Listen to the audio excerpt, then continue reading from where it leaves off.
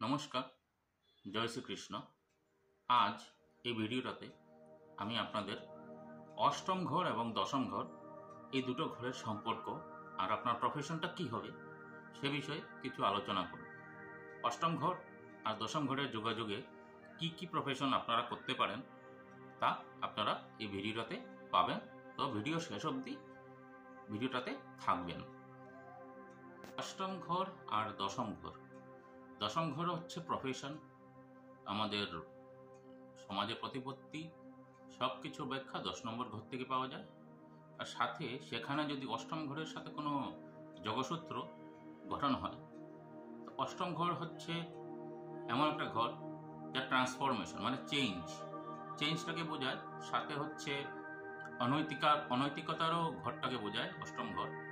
কিন্তু অষ্টম ঘর থেকে আপনি প্রফেশন হিসাবে যদি বেছে নিতে চান, তাহলে ম্যানুফ্যাকচারিং ইউনিট হতে পারে, তারপরে ইন্স্যুরেন্স হতে পারে, তারপর আপনার ট্যাক্সেশনের কাজের কথা হতে পারে, সেসবও অষ্টম ঘর বোঝায়। সাথে অকাল্ট সায়েন্স জ্যোতিষশাস্ত্রও কিন্তু অষ্টম ঘর থেকেই বোঝা হয়।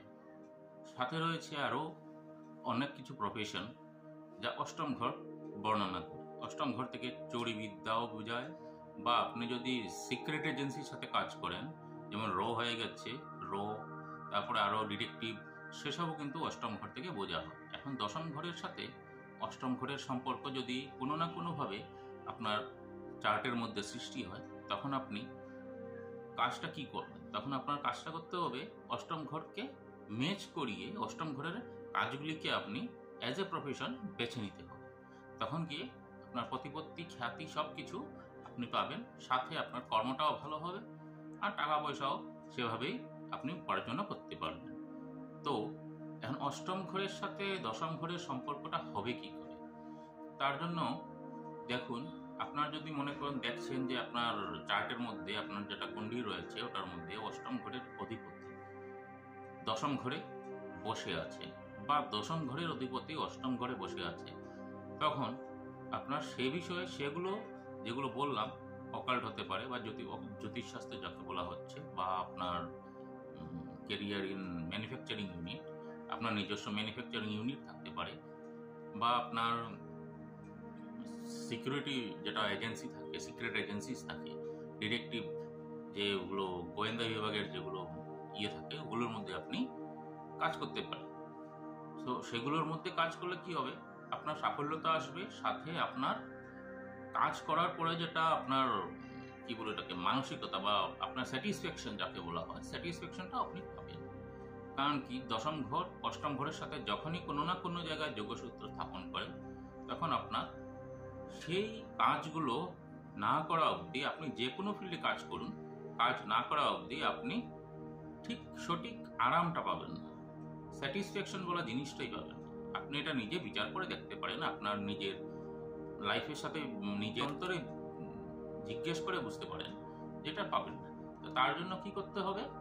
আপনি সেই পার্টিকুলার সাবজেক্ট যেগুলো বললাম আমি, সেগুলোর উপরে আপনি আপনার প্রফেশনটাকে বেছে নিতে হবে। তখন কি হবে? আপনি প্রফেশনালিও সাকসেস পাবেন, সাথে আপনার মেন্টালি স্যাটিসফ্যাকশনও পাবেন, আর আপনার সমাজে যেটা উন্নতি বা প্রতিপত্তি, বা আপনি যে একটা ফিল্ড নিয়ে চলবেন যে আমি সাফল্যতার একটা ধারায় চলছি, সাফল্যতা পাবো, তো তখন গিয়ে আপনার দেখবেন অনেকটা আপনার লাঘব হয়ে যাবে। আপনার যেটা স্ট্রেস থাকে মাথার মধ্যে, স্ট্রেসও হবে না।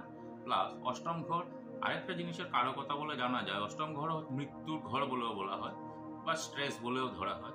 তার উপরে অষ্টম ঘরের সাথে যখনই আপনি আপনার কর্মকে, আপনাকে নিজেকে অষ্টম ঘরের সাথে যোগাযোগ করে, আপনার মানে এর থেকে স্ট্রেসটা সরে যাবে, দুঃখ যাকে বলা হয়, দুঃখটা সরে যাবে।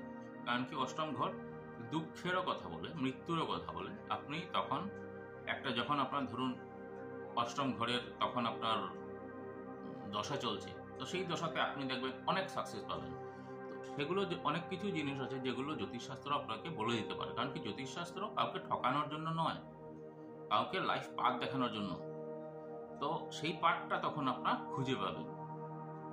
তো অষ্টম ঘর খারাপ হতে পারে, কিন্তু আজকের যে যুগ চলছে সেই যুগে কিন্তু অষ্টম ঘর যথেষ্ট ভাবে ভালো, কারণ কি অষ্টম ঘরের কাজগুলো এখনকার উন্নতির চরম শিখরে আপনাকে নিয়ে যেতে পারে। কারণ অষ্টম ঘর কিভাবে পয়সা দেয়, সেকেন্ড ঘর যা আমাদের ব্যাংক ব্যালেন্স বলুন, টাকা পয়সা বলুন, তার ঠিক উল্টো সাইডে যদি দেখেন অষ্টম ঘর। আর অষ্টম ঘর এমন একটা ঘর যে জায়গাটা থেকে আপনি আপনার নিজের টাকার বাইরেও অন্যদের টাকাটাও রোজগার করতে পারেন। তো অন্যদের টাকা নানাভাবেই আসে, খারাপ কাজে গেলে ঘুষখুরি হয়, চুরি হয়, সেগুলো অন্যভাবে, মানে এগুলো খারাপ কাজ দিয়ে আসে। ভালো কাজের মধ্যে সাপোজ ধরুন আপনি একটা ইন্ডাস্ট্রি খুলবেন, ম্যানুফ্যাকচারিং ইউনিট খুলবেন, কিন্তু আপনার কাছে সেই সামর্থ্য অনুযায়ী টাকা নেই। তখন আপনি কি করতে হবে? তখন আপনার সেই যে প্রজেক্টটা থাকবে, যে যার উপরে আপনি যা করতে ভাবছেন, তার জন্য আপনি মার্কেটে কারো না কারো ইনভেস্টর খুঁজে বের করতে হবে। তো ইনভেস্টর খোঁজার সঠিক সময় আপনি আপনার জ্যোতিষীকে জিজ্ঞেস করে যে অষ্টম ঘরের দশা বা প্রত্যন্তর দশা, অন্তর্দশা কিছু আছে, সেই সময়টাতে যদি আপনি অ্যাপ্রোচ করেন যে আমার ইনভেস্টমেন্টের এই আমার প্রজেক্ট, আমার ইনভেস্টমেন্ট চাই, বা যাই হোক আপনার যা প্রজেক্ট থাকতে পারে, যা করতে পারেন, তো তখন যদি আপনি অ্যাপ্রোচ করেন যে আপনি টাকায় মানে জোগাড় করবেন, তখন দেখবেন অটোমেটিক টাকাটাও আপনার এসে যাবে। তো সেগুলো জিনিস, অষ্টম ঘর কিন্তু শুধু আপনার টাকা নয়, অষ্টম ঘরটা হলো ঠিক অন্যের টাকা। তাইলে অষ্টম ঘর আর দশম ঘরের সাথে যোগাযোগ স্থাপন হওয়া মানে আপনার টাকা উপার্জনও যথেষ্ট হবে, আপনি মনে স্যাটিসফ্যাকশনও পাবেন, কাজ করে আরাম পাবেন। তো অনেক ভালো ঘরটা। আর মৃত্যুর ঘরও বলা হয়, মৃত্যু বলা হবে কারণ কি মানুষ জন্ম নিলে মৃত্যু হবে, তো মৃত্যু কোনো না ঘর জ্যোতিষশাস্ত্র তো একটা সেট করাই আছে সব কিছু। তো মৃত্যুর ঘর হিসাবে অষ্টম ঘরটাকেই বলা হয়। তো এতটুকুই থাকলো আজ অষ্টম ঘরের সাথে দশম ঘরের যে যোগসূত্র, তা বললাম। আগামীতে আরেকটা ভিডিও নিয়ে আসবো, তাতে অন্য কিছু আরেকটা টপিক। তো আমার চ্যানেলটাকে সাবস্ক্রাইব করবেন আর লাইক করবেন, যাতে আমি আপনাদের এই জ্যোতিষশাস্ত্র নিয়ে আপনাদের যাতে সাহায্য করতে পারি। আর যদি আমার সাথে কোনো কনসালটেশন থাকে, তাইলে আমাকে সম্পর্ক করবেন। আমার স্ক্রিনের মধ্যে নাম্বারটা দেয়া আছে, সে নাম্বারটা দেখে আমাকে যোগাযোগ করতে পারেন। ধন্যবাদ। জয় শ্রীকৃষ্ণ। তো আজকের জন্য